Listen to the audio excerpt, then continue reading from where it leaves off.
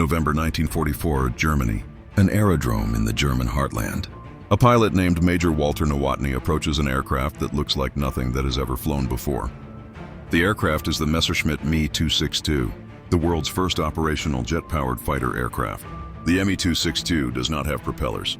The Me 262 has jet engines, jet turbines that compress air and ignite fuel, creating thrust that propels the aircraft forward, at speeds never before achieved by any fighter. Nowotny climbs into the cockpit. The jet engines ignite. The sound is unlike anything heard before, not the roar of piston engines, but the high-pitched scream of turbojets. Nowotny pushes the throttle forward. The Me 262 accelerates down the runway. Faster, faster, faster, the aircraft becomes airborne. Nowotny points the nose skyward. The Me 262 climbs at an angle that would stall conventional piston engine fighters. The Me 262 reaches 540 miles per hour, the fastest operational fighter aircraft in the world, not by a little but by over 100 miles per hour. The Me 262 is 100 plus miles per hour faster than the best American and British fighters. The P-51 Mustang, the best Allied fighter, has a maximum speed of 437 mph. The Supermarine Spitfire, the best British fighter, has a maximum speed of 454 mph. The Me 262 is faster, so much faster that Allied fighters cannot catch it. Nowotny banks the aircraft and performs maneuvers, but something is wrong. The aircraft is difficult to handle. The controls are heavy. The aircraft does not turn like a conventional fighter. This is the mystery of the Me 262. Germany has built an aircraft that is far superior in speed. Germany has built an aircraft that can outrun any Allied fighter. Germany has built an aircraft that should dominate the skies, but the Me 262 is not dominating the skies. The Me 262 is appearing in small numbers. The Me 262 is not changing the course of the air war. The Me 262 is not turning the tide of the European campaign. Why? If Germany had this revolutionary aircraft, why is Germany losing the air war? If Germany had this technological advantage, why is the Luftwaffe being defeated? If Germany could build jet fighters 100 plus mph faster than Allied fighters, why is Germany not overwhelming the Allied air forces? The answer lies in a story of engineering genius, political interference, manufacturing catastrophe, and military failure. This is the story of the Me 262, the most advanced fighter aircraft of World War II, the aircraft that should have changed everything, but didn't. To comprehend the Me 262, you must understand the context of German aviation in World War II. In 1939, the Luftwaffe was the most advanced air force in Europe. German aircraft were superior to British aircraft. German aircraft were superior to French aircraft. German aircraft were superior to Polish aircraft. The Germans designed excellent fighter aircraft. The Messerschmitt Bf-109 was one of the finest fighters of the war. The Messerschmitt Bf-109 competed successfully against Allied fighters for years. By 1942, the situation was beginning to change. American production was increasing. American aircraft were improving. American fighters were becoming competitive with German fighters. The Germans realized they needed something revolutionary, something that would restore German air superiority, something that would be so advanced that Allied aircraft could not compete. In the early 1940s, a German engineer named Hans von Ohain was developing jet engines. In parallel, Heinkel was developing jet aircraft. The Heinkel He-178 made its first flight in August 1939. The aircraft flew on pure jet propulsion. The aircraft flew without propellers. The aircraft pointed the way to the future of aviation. But the He-178 had problems. The jet engines were unreliable. The aircraft was difficult to control. The aircraft was not ready for combat operations. Meanwhile, another German engineer named Anselm Franz was developing more advanced jet engines. Franz was working for Junkers. Franz was designing the Jumo 04 jet engine. The Jumo 04 was more powerful than earlier jet engines. The Jumo 04 had better acceleration characteristics. The Jumo 04 was more suitable for fighter aircraft. A German aircraft designer named Willy Messerschmitt realized the potential of jet engines. Messerschmitt proposed a fighter aircraft powered by jet engines. The aircraft would be called the Messerschmitt Me 262. The Me 262 design was revolutionary. Twin jet engines mounted in pods under the wings. A fuselage designed for high-speed flight. Landing gear designed for high-speed takeoffs and landings. The Me 262 first flew in April 1941 with a piston engine because the jet engines were not ready. The Me 262 first flew on jet power in July 1942. By 1943, the Me-262 was being developed for production. The aircraft showed tremendous promise. The aircraft demonstrated remarkable speed. The aircraft was clearly the most advanced fighter aircraft in development. But there was a problem. The jet engines were not reliable. The Jumo 004 engines had a tendency to flame out. The Jumo 004 engines had a tendency to explode. The Jumo 004 engines had average lifetimes of only 10-20 hours. German engineers worked frantically to improve the engines. But the problems persisted. The engines remained unreliable. The aircraft remained problematic. Meanwhile, Hitler was becoming involved in aircraft development. Hitler had ideas about how aircraft should be designed. Hitler had opinions about how aircraft should be used. Hitler wanted the Me-262 to be a bomber. Hitler believed the Me-262 should carry bombs. Hitler believed the Me-262 should be a fighter bomber. Hitler believed the Me-262 should attack Allied aircraft production. This was a critical mistake. The Me-262 was designed as a fighter. The Me-262 was optimized for air-to-air combat. Converting the Me-262 to carry bombs required design modifications. Design modifications that delayed production. Design modifications that reduced the aircraft's combat effectiveness. The German aircraft designers protested. The German aircraft designers said, "Keep the Me-262 as a fighter. Don't make it a bomber." The German aircraft designers said, "The Me-262 can achieve air superiority. We don't need a fighter bomber," but Hitler insisted. The Me-262 would be a fighter bomber. This delay in the fighter variant deployment would have enormous consequences. While the Me-262 was being converted to fighter bomber configuration, time was passing. While Hitler argued about the bomber role, months were lost. While the political battle raged, Germany's air situation was becoming desperate. By the time the Me-262 finally became available for air combat operations, Germany had already lost air superiority. The Me-262 would appear in combat. The Me-262 would show remarkable performance. But the Me-262 would appear too late, and in too small numbers, to change the outcome of the air war. October 5, 1944, the first Me-262 combat mission. Major Walter Nowotny and his unit are escorting bombers. The Me-262 is finally in combat. Nowotny and his pilots take off in Me-262s. They intercept American bombers. The Me-262s attack. The American bombers are flying at 25,000 feet altitude. The Me-262s dive on the bombers from above. Speed 540 miles per hour. But here is the first anomaly. The Me-262s cannot maintain a sustained engagement. The Me-262s cannot stay in the fight. Why? Because the jet engines are consuming fuel at a catastrophic rate. The Jumo 004 engines use fuel so rapidly that the Me-262 has fuel for only 30 minutes of combat flying. 30 minutes. That is all the combat time available. After 30 minutes, the fuel is exhausted. After 30 minutes, the pilot must return to base. After 30 minutes, the combat engagement must be broken off. An American P-51 Mustang has a combat range of 2+ hours. An American P-47 Thunderbolt has a combat range of 2.5+ hours. A German Me-262 has a combat range of 30 minutes. This is the second anomaly. The Me-262 is so fast that it cannot effectively engage slower aircraft. The Me-262 approaches the bomber formation at 540 mph. The bombers are flying at 250 mph. The Me-262 is moving so fast that making an effective attack is difficult. The attack runs are too brief. The gun-firing passes are too short. The pilot has only seconds to aim and fire. An American fighter pilot in a P-51 can circle a bomber formation. An American fighter pilot can make multiple attack passes. An American fighter pilot can sustain a combat engagement. A German Me-262 pilot makes one pass. Then the Me-262 has already overshot the bombers. The Me-262 cannot turn around quickly enough to attack again. The third anomaly. The Me-262 engines are unreliable in combat. During aggressive maneuvers, the jet engines can flame out.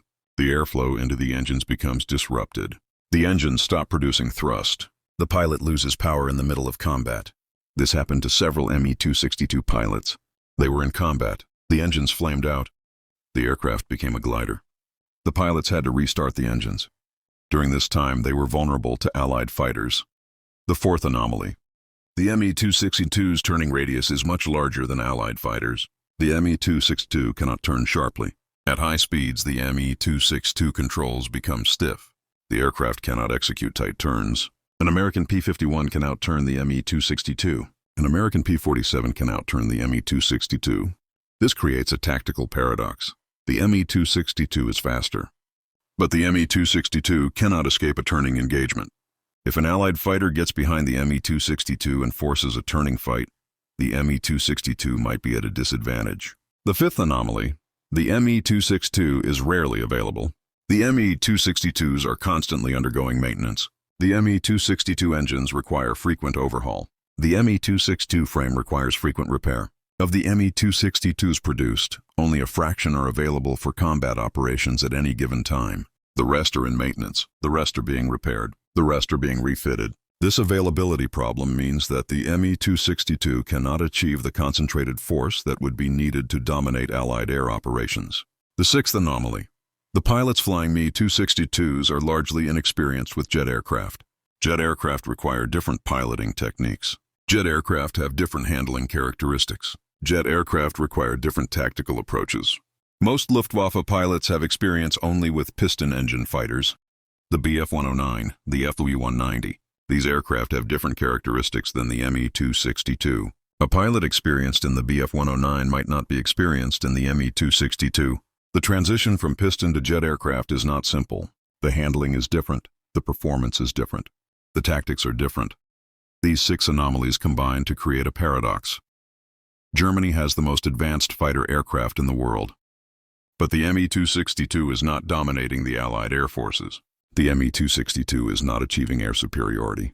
The Me-262 is not turning the tide of the air war. Why is this? Is the Me-262 not as revolutionary as it appears? Or are there other factors limiting the aircraft's impact? To comprehend why the Me-262 failed to achieve its potential, we must examine production numbers, engine performance, pilot training, and tactical deployment. Production numbers. How many Me-262s actually reached the Luftwaffe? Total Me-262 aircraft produced, approximately 1,430 aircraft. This sounds substantial, but examine the timeline. 1943, 0 aircraft delivered. Production had not yet begun. 1944, approximately 100 aircraft delivered. 1945, January-May. Approximately 300 aircraft delivered. Total, approximately 1,430 aircraft produced, but only 400 plus delivered to combat units before the war ended. Compare this to Allied fighter production. American P-51 Mustang, over 15,000 produced. American P-47 Thunderbolt, over 15,000 produced. British Supermarine Spitfire, over 20,000 produced. The Me-262 never achieved the production levels needed to dominate the air war. Engine reliability. How severe were the engine problems? The Jumo 04 jet engines powering the Me-262 had serious reliability issues. Engine lifespan statistics expected 250 plus hours of operation, actual 10-20 hours average. This meant each Jumo 004 engine needed replacement after only 10-20 hours of operation. Each engine replacement required removing the aircraft from operations. Each engine replacement consumed precious time and resources. Additionally, the engines had a tendency to flame out during certain maneuvers. Combat maneuvers involving aggressive turns or power reductions could cause flameouts. The reliability issues meant that many Me-262s were grounded waiting for engine replacements or repairs. Pilot training. Were pilots adequately trained? Luftwaffe pilots transitioning to Me-262s required special training. But the training program was inadequate. Many pilots received only 10 to 20 hours of jet aircraft training before being assigned to combat units. This was insufficient. By comparison, American pilots training on the P-51 Mustang received 100 plus hours of training. British pilots training on the Spitfire received similar amounts of training. Additionally, many experienced Luftwaffe pilots were being killed. The Luftwaffe was losing experienced pilots faster than they could be replaced. New pilots were arriving at combat units with minimal flying experience.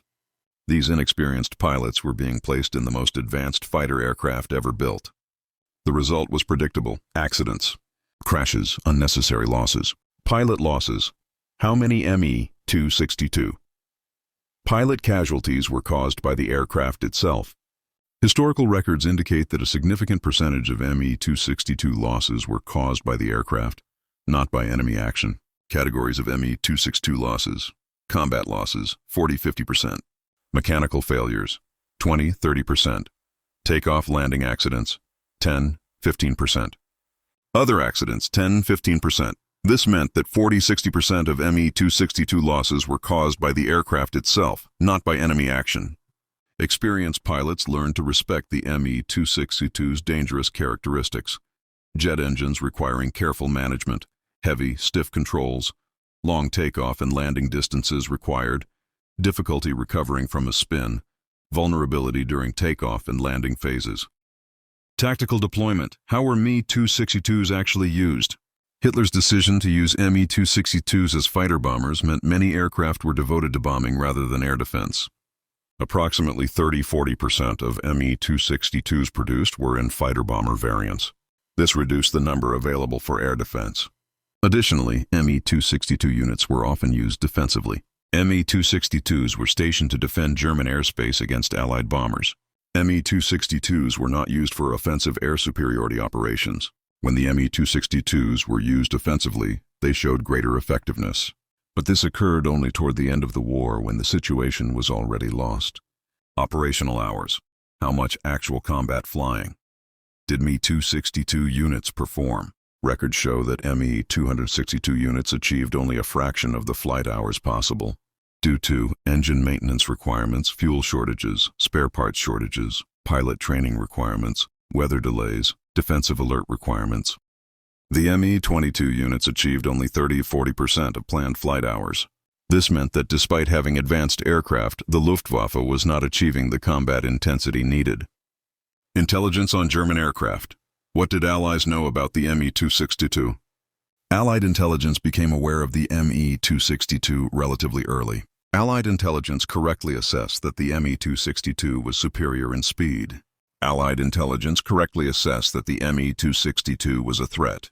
But Allied intelligence also discovered the Me-262's vulnerabilities: engine reliability problems, limited endurance, poor turning performance, production delays, pilot training gaps.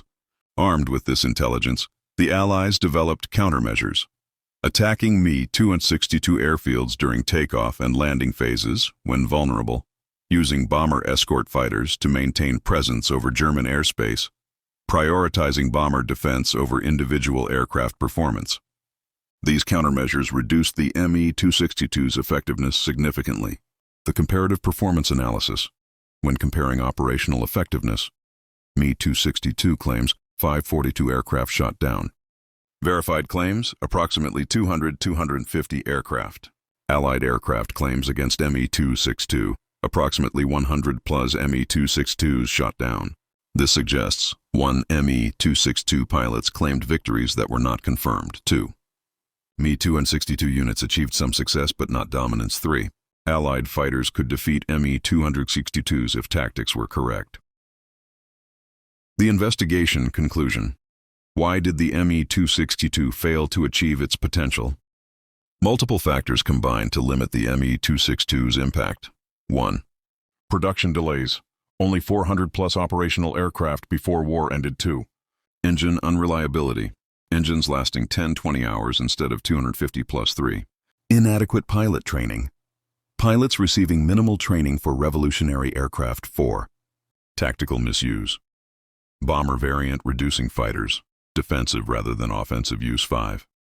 Operational limitations. Fuel consumption limiting endurance to 30 minutes. 6. Maintenance burden. Aircraft spending excessive time in maintenance. 7.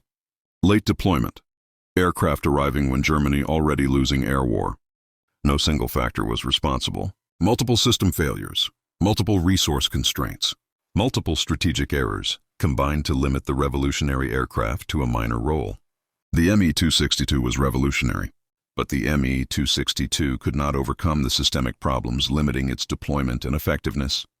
However, do not accept the conclusion that the Me-262 was a failure. Reconsider before dismissing the aircraft as strategically insignificant. Reflect before concluding that the Me-262 could not have altered the outcome of the air war. Numerous aviation historians argue that the Me-262 deserves substantial recognition. Their arguments warrant serious consideration. Advocates observe that the Me-262 was not simply a fighter aircraft. The Me-262 was the world's first operational jet-powered fighter. No previous combat aircraft had used jet propulsion. No pilot had combat experience with jet aircraft. No military had operational doctrine for jet fighters. The Me-262 was operating in completely uncharted territory. Despite these unprecedented challenges, the Me-262 achieved successful combat operations, documented victories against Allied aircraft, recognition as a formidable opponent, influence on post-war aircraft development. The Jumo 04 engines, despite reliability problems, represented a breakthrough in turbine engine technology. The Me-262 airframe, despite handling limitations, proved that jet aircraft could be combat effective. The Me-262 operational history, despite political and logistical constraints, demonstrated that jet fighters were viable. Defenders contend, judge the Me-262 not against impossible standards, but against what was actually possible in 1944. Proponents argue that the Me-262 affected the Allied strategic bombing campaign. Me-262 units, despite limited numbers, shot down approximately 250 verified Allied aircraft. Many of these were B-17 bombers. B-17 bombers are valuable targets. B-17 bombers carry large crews. B-17 bombers represent significant investment of resources. If Me-262 units had been available in greater numbers, the damage would have been substantially greater. Defenders contend the Me-262 proved effective against the aircraft it engaged. More aircraft would have meant more damage. Advocates point out that Me-262 production delays resulted from Allied bombing of production facilities, material shortages due to strategic bombing, transportation bottlenecks, resource allocation disputes within Nazi government, and design modification requirements for bomber variant. The delays were not caused by engineering failures. The delays resulted from factors beyond the engineers' control. If the Allied bombing campaign had been less effective, production could have been faster. If material supplies had been more abundant, production would have been faster. If Hitler had not insisted on the bomber variant, production would have started earlier. Defenders contend, production delays should not be attributed to aircraft design problems, but to external constraints beyond the designer's control.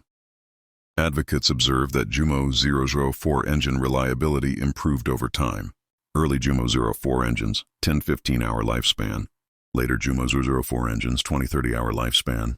Latest Jumo 004 engines, 30 to 50 hour lifespan.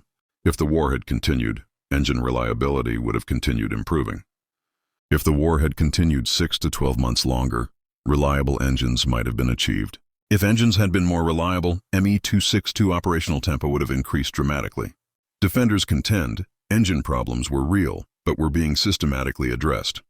More time would have resulted in adequate reliability. Proponents note that Luftwaffe training programs adapted to jet aircraft demands. Early Me-262 pilots, 10 to 20 hours training.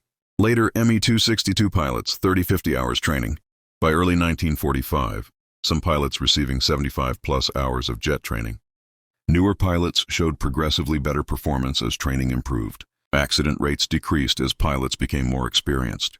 Kill rates improved as pilots mastered jet aircraft tactics. Defenders contend pilot training problems were being solved. More time would have resulted in fully trained pilots. Advocates argue that Me-262 tactical doctrine improved over time. Early operations, poorly coordinated attacks. Insufficient coordination with ground forces. Later operations, better coordinated formations, improved tactics, more effective employment. By February 1945, Me-262 units were showing much greater effectiveness.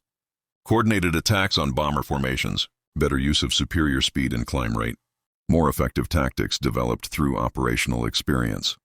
Defenders contend the Luftwaffe was discovering optimal tactics for jet fighters. More time would have resulted in fully developed doctrine.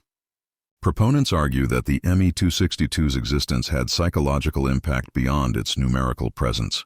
Allied bomber commanders were aware of the Me-262. Allied bomber commanders took defensive precautions.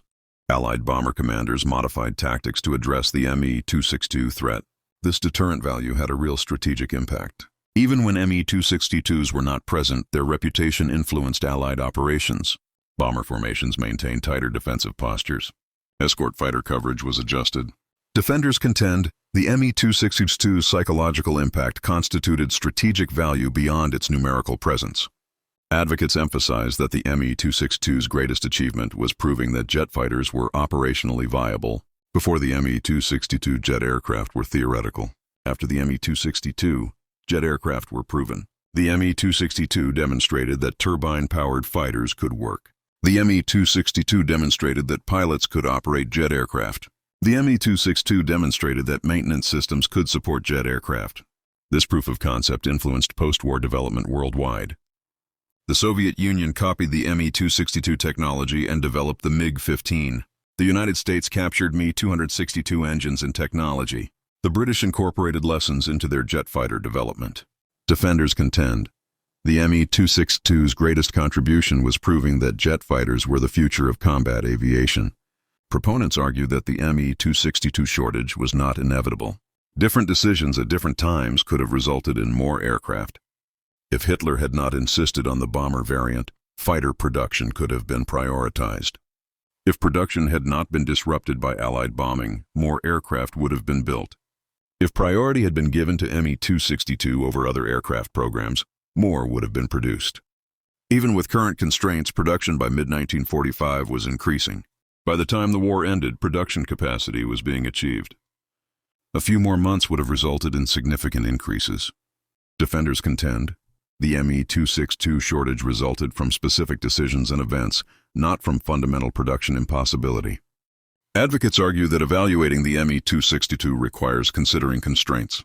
The Me-262 achieved substantial success given limited production numbers, time constraints of war ending, technical problems being solved, pilot training programs in development, tactical doctrine being refined, and resource limitations affecting all programs. Within these constraints, the Me-262 accomplished remarkable things: proved jet fighter viability, inflicted documented damage on allies, influenced post-war development, demonstrated revolutionary technology, showed progress in engine reliability, showed progress in pilot training, showed progress in tactical employment.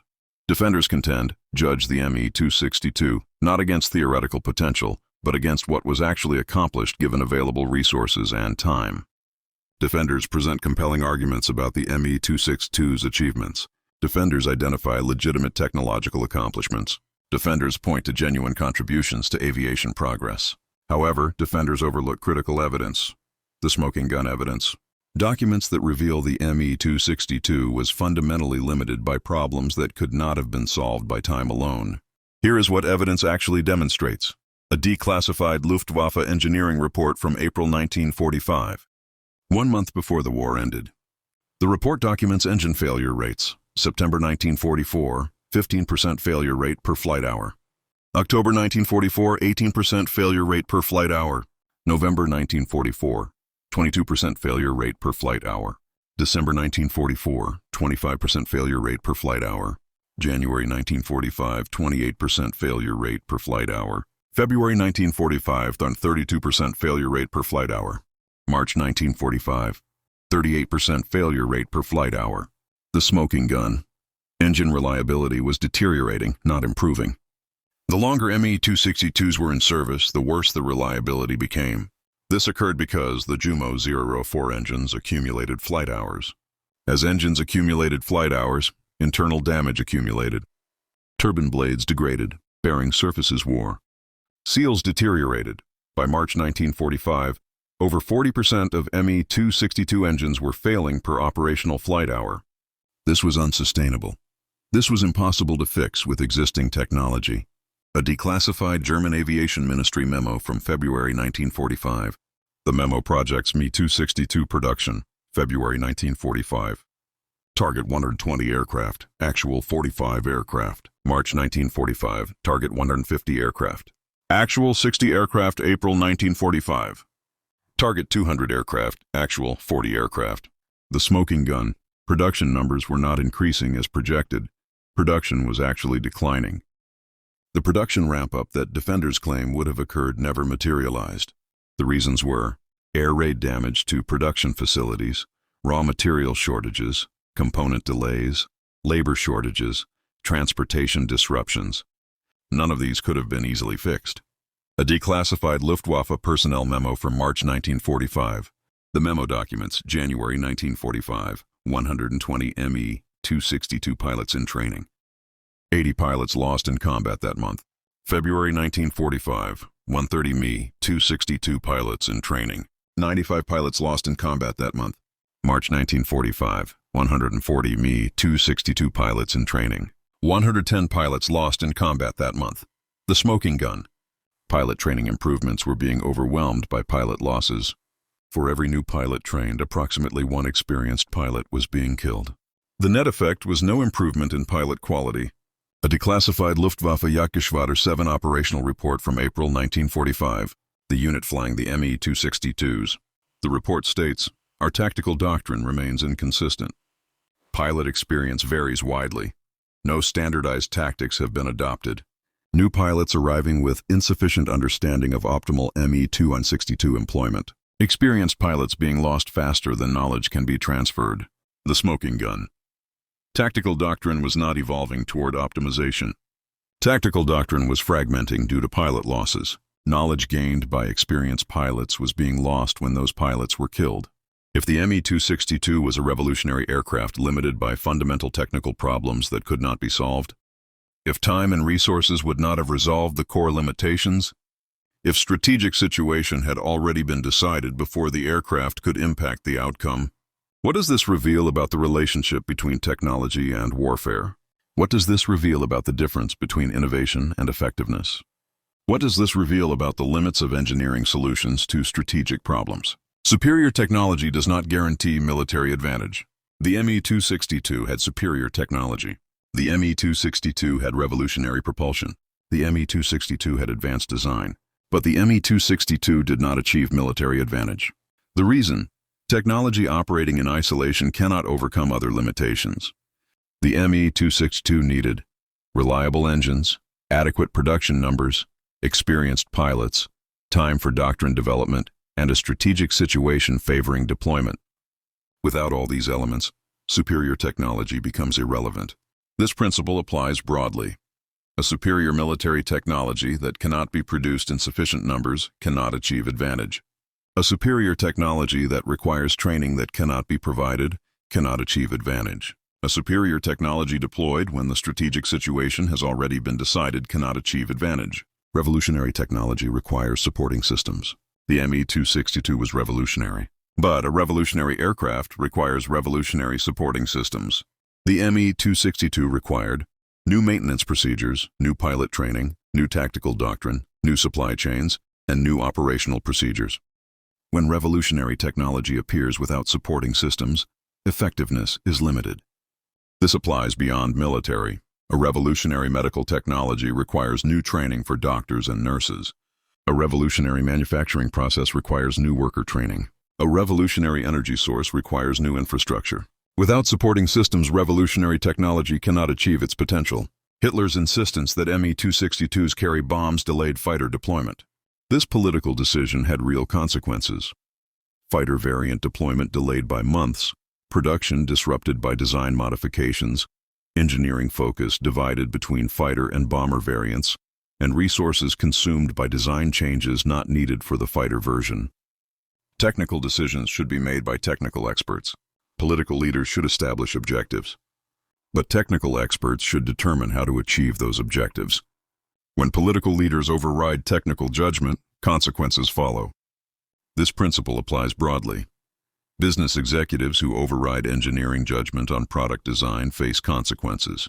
Government agencies whose leaders override scientific judgment face consequences. Military organizations whose political leaders override military judgment face consequences.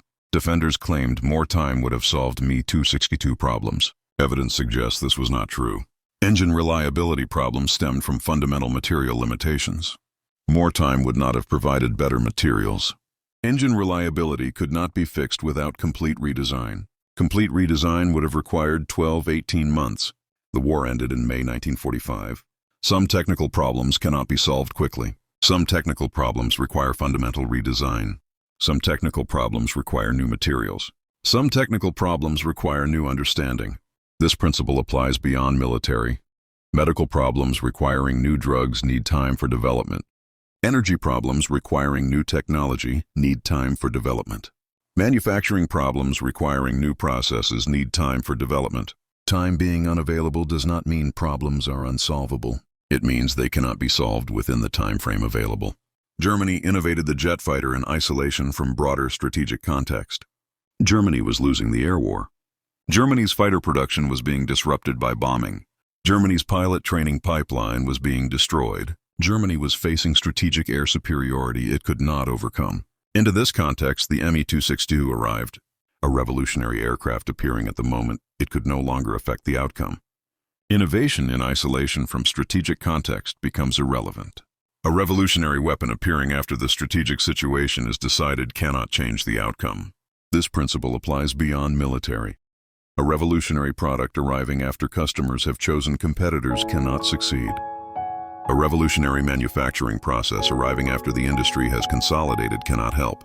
A revolutionary energy source arriving after infrastructure has been established to other sources cannot change the system.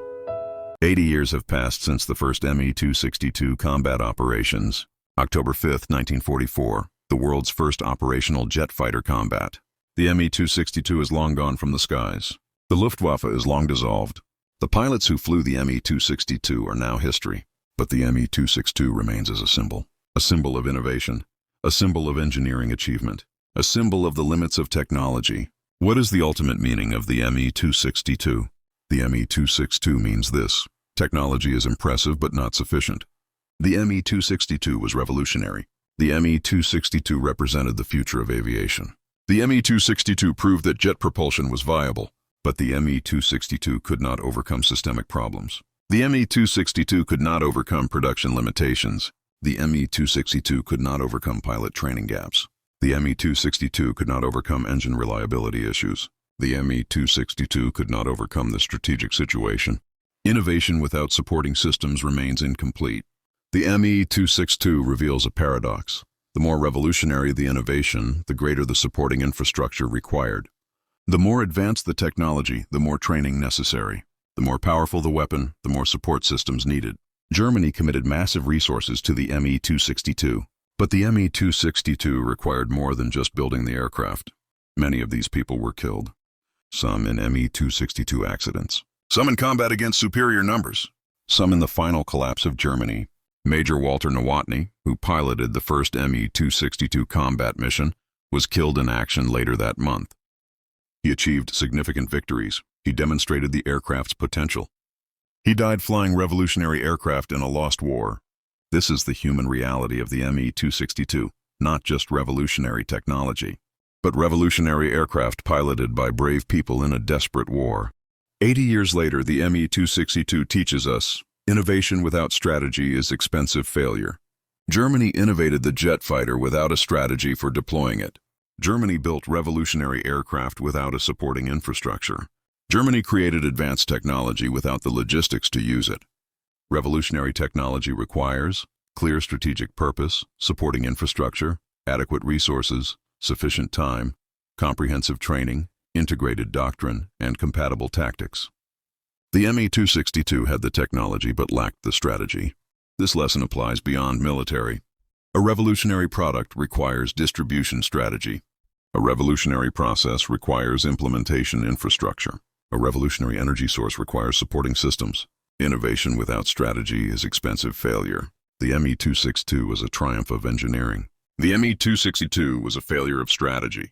The Me-262 proved what could be achieved. The Me-262 demonstrated what could not be overcome.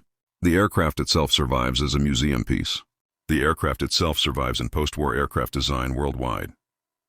But the aircraft itself could not save Germany. The aircraft itself could not overcome strategic defeat. No technology can. In the end, the Me-262 was just an aircraft. Remarkable aircraft, yes. Revolutionary aircraft, yes. But ultimately, just an aircraft. The real victory came not from the Me-262, but from the forces that defeated Germany. The real lesson came not from the technology, but from the strategy. The real achievement came not from innovation, but from sustained effort. This is the meaning of the Me-262. A reminder that innovation is necessary, but not sufficient. A reminder that technology is impressive, but not determinative. A reminder that strategy matters more than tactics, and resources matter more than ingenuity. 80 years later, the Me-262 remains, not as a conquering weapon, but as a reminder of what can be achieved, and what cannot be overcome.